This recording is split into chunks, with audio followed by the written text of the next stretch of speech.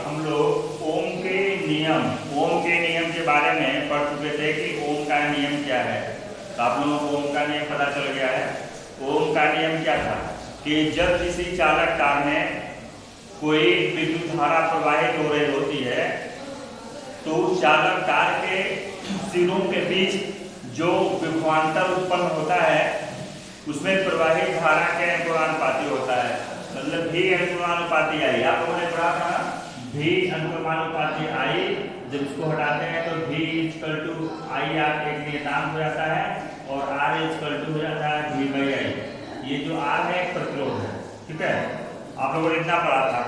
तो अब हम यहाँ पे पढ़ रहे हैं ओम के नियम का सत्यापन। ओम के नियम का सत्यापन कैसे होता है ये देखिए। अच्छा, ओम ने ये कहा था कि अगर किसी भी चालक तार में विद्युत धारा प्रवाहित हो रही हो और उसमें चालक तार के सिरों के बीच जो आपका विभवांतर हो उत्पन्न, तो उसमें एक दूसरे के अनुपाती होता है। तो आई का मान जिस अनुपात में बढ़ता है भी का मान भी उसी अनुपात में बढ़ता है, ठीक है।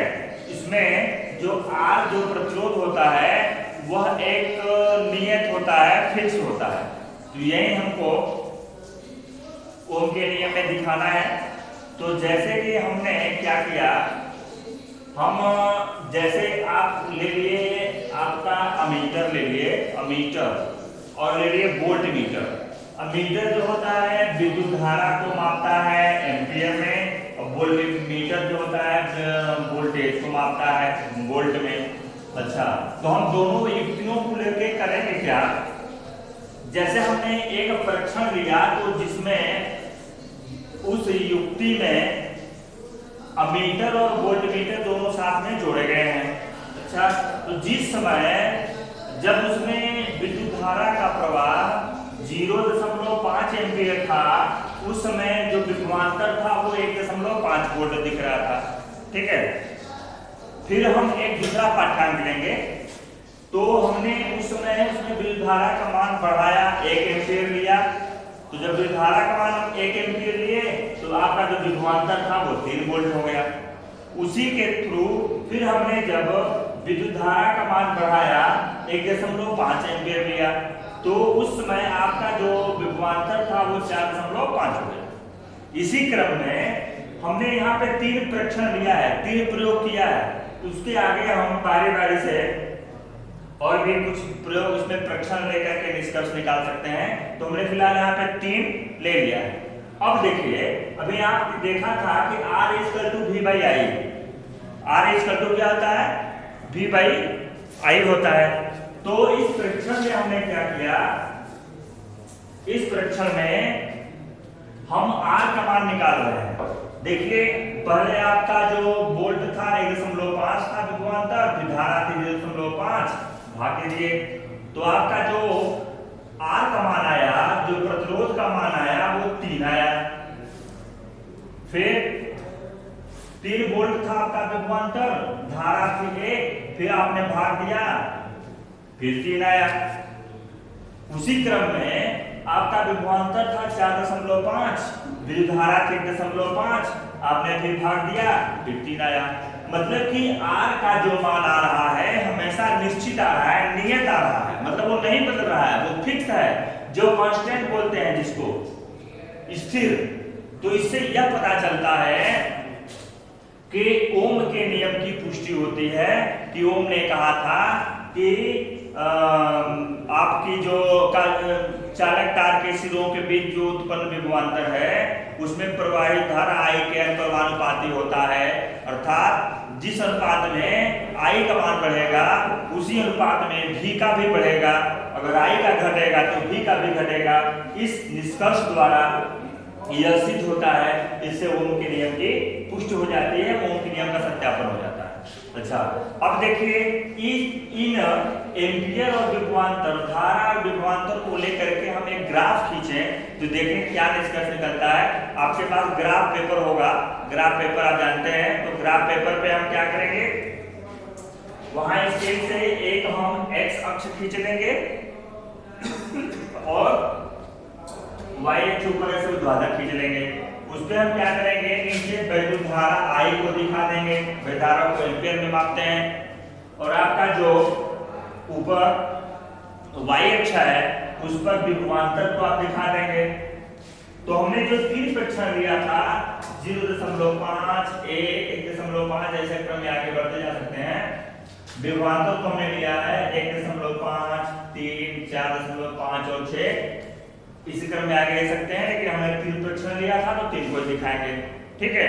अब देखिए इसमें आपको ये भी ध्यान देने की जरूरत है कि वहां पे आपका ये जो ग्राफ होता है उस ग्राफ में खाना बना होता है ना, एक एक स्क्वायर खाने होते हैं। तो ये जो दूरी ली जाती है एक एक खाने के लिए लीजिए, पैमाना इसमें माना जाता है।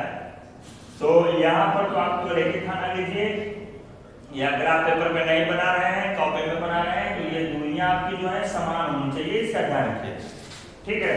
ये दूरी आपस में समान होनी चाहिए, जितनी यहाँ की उतनी ये उतनी वो, उतनी ही दूरी इधर भी होनी चाहिए। ये दूरियां क्या होनी चाहिए आपकी, समान होनी चाहिए। अच्छा, आप जब हम देखते हैं जैसे आपका जो विद्युत धारा थी जब 5 एम्पीयर थी, उसमें आपका जो विभवांतर था वो 1.5 था। तो हमने इसके सामने एक बिंदु लगा दिया, इसके सामने क्या किया हमने, उसके सामने एक बिंदु लगा लिए। अब क्या किए, फिर जब हमने 1 को लिया है तो उसके सामने 3 आ रहा है, 1 और 3 के सामने भी हमने एक बिंदु लगा लिया, ठीक है भाई। अब आप क्या करेंगे, जब 1.5 को लेंगे तो 1.5 और 4 के सामने आप एक बिंदु और लगा लीजिए। हमने 3 परीक्षण लिया था, लगा लिया, ठीक है। मतलब ये 0.5 और 1.5 के सीध में जैसे ऐसे ये, मतलब ये जैसे इसके सीध में ऐसे और ये ऐसे, इसके सीध में ये ऐसे, इसके सीध में ये, इसके सीध में यहां से जाएंगे आप, सीधे होना चाहिए। इसके सीध में यहां से जाएंगे और फिर इसके सीध में यहाँ ये। तो इस तरह से आपने एक पॉइंट यहाँ लगा लिया। अब जब आप करेंगे क्या, ये जो आपका 0 है, जो इसको मूल बिंदु बोलते हैं, यहाँ से मिलाते हुए आप एक सीधी लाइन, मतलब तीनों बिंदुओं को मिलाते हुए स्केल से खींच दीजिए, ठीक है। जब खींचेंगे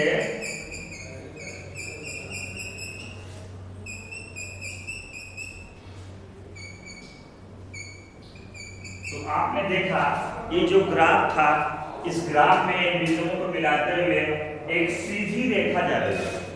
तो सीधी रेखा जा रही है, इसका मतलब ये हुआ कि R का मान हर बिंदुओं पर जैसे जैसे I का मान बढ़ाते जा रहे हैं, R का मान भी स्थिर है। तो इससे ओम के नियम का सत्यापन हो जाता है।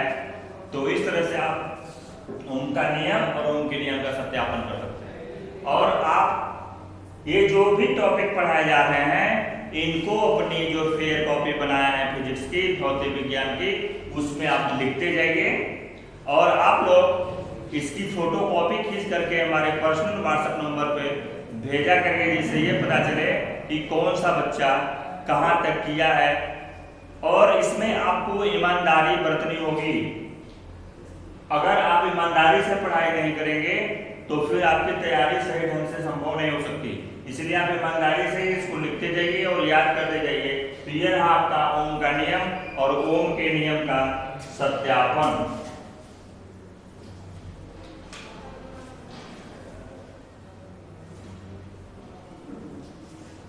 ठीक है, तो इस तरह से आप इसको कर सकते हैं।